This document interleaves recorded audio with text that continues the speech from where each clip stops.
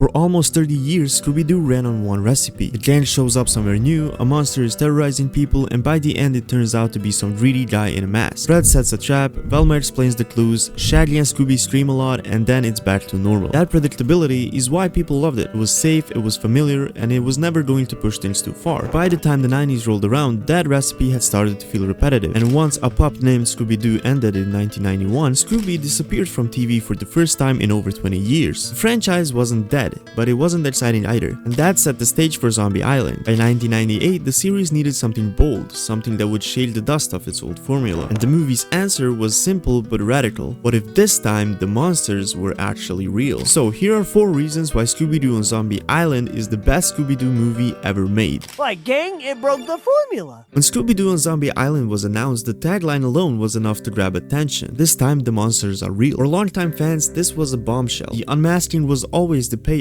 No matter how creepy things looked, you could count on Velma explaining it all away with logic. So promising that the supernatural wouldn't be fake this time, that was Scooby-Doo throwing his playbook out of the window. The movie leans hard into that promise. The gang goes through their usual motions at first. Fred suspects it's a treasure scam, Velma tries to rationalize it, but the mask literally won't come off. That moment hits like a gut punch, because it's not just shocking for the characters, it's shocking for the audience too. If the rules of Scooby-Doo can change, then suddenly anything feels possible. And that's why the marketing worked so well. Kids expected another cozy, predictable mystery, but instead they got a story where the ground kept shifting under their feet. It wasn't just a Scooby-Doo adventure anymore, it was a reinvention of Scooby-Doo. The second reason? The atmosphere! The second reason Zombie Island stands above every other Scooby-Doo movie is its atmosphere. This isn't a lighthearted mystery with a goofy ghoul. It plays like an actual horror film. The setting alone does half the work. Instead of a carnival or a ski resort, the gang is trapped on Moonscar Island, a swampy, isolated stretch of land where the ferry is the only way in or out. That one detail immediately raises the stakes. If things get dangerous, they can't just pile into the mystery machine and speed off.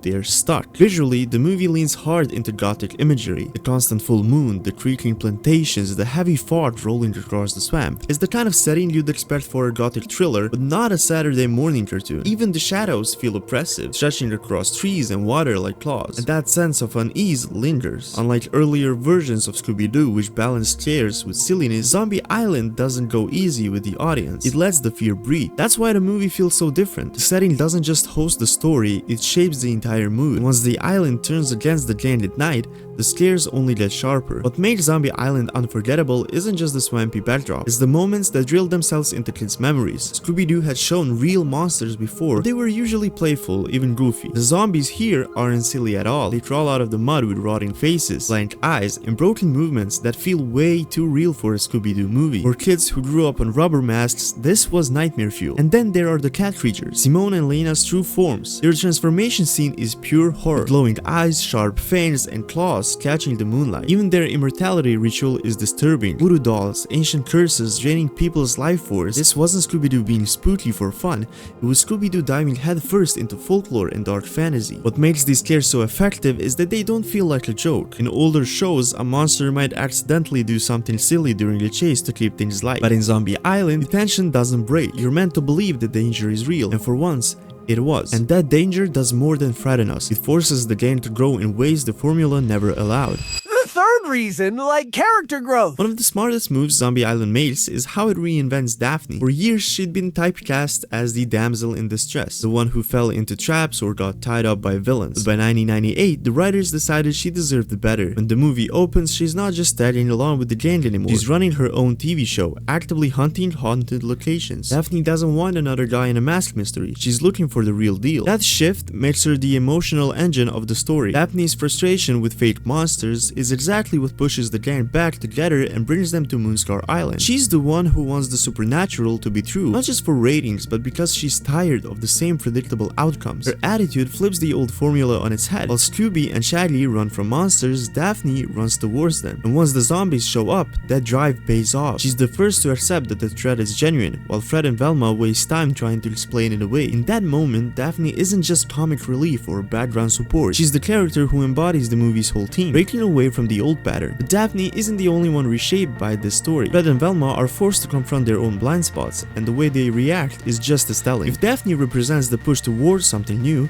Fred and Velma show just how hard it is to let go of the old ways. When the zombies first appear, their reactions are almost comical in how stubborn they are. Fred immediately assumes it's another criminal in disguise. He even tries to yank the mask off a zombie's face, like the laws of Scooby-Doo physics still apply. Velma, meanwhile, insists there must be a scientific explanation. Maybe animatronics, maybe holograms, anything but the truth staring her right in the face. Fred and Velma are the characters most tied to logic, order, and routine. For them, the formula isn't stale, it's comforting. It makes the world make sense. So when Zombie Island rips that away, they're the ones most unsettled. Watching them cling to old habits while the rules collapse around them mirrors the audience's own disbelief. That's what makes their art so satisfying. The moment they finally admit the monsters are real is the moment the old Scooby-Doo dies. And that opens the door to villains who are far more terrifying than just another crook in a mask. Reason number 4, the legacy. Most Scooby-Doo villains are laughable once unmasked. A greedy developer, a treasure hunter, or someone running a scam. Zombie Island doesn't play it safe like that. Its real villains, Lena and Simone,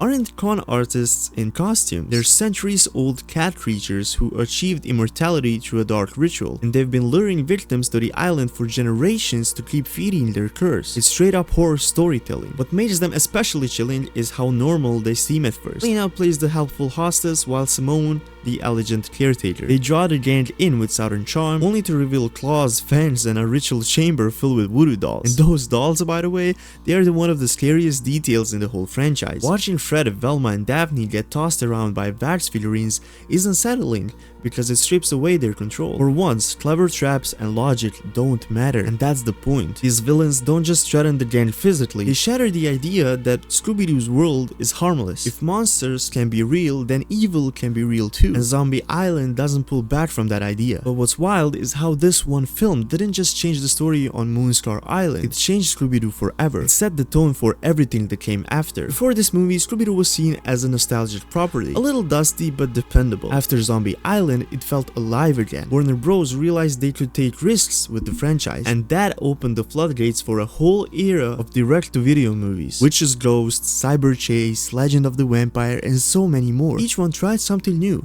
but they all owed their existence to the gamble that Zombie Island took first. Even shows like Mystery Incorporated and later reboots borrowed the DNA from this movie. The idea that Scooby-Doo can handle darker stories, real stakes, and genuine scares started here, and fans never forgot it. Ask anyone who grew up in the late 90s what their first scary Scooby memory was, and most will point to the zombies crawling out of that Louisiana swamp. That's why Zombie Island still holds the crown. Broke the formula, embraced horror, grew the characters, and left a legacy that reshaped the franchise. It's more than just a Scooby-Doo movie, it's the reason we're still talking about Scooby-Doo today. So what was your first memory of watching Zombie Island? Did it terrify you as a kid, or did you love the fact that the monsters were finally real? Drop your story in the comments, and if you want more deep dives into the Scooby-Doo movies and other Scooby-Doo series, hit that subscribe button so you don't miss what's next.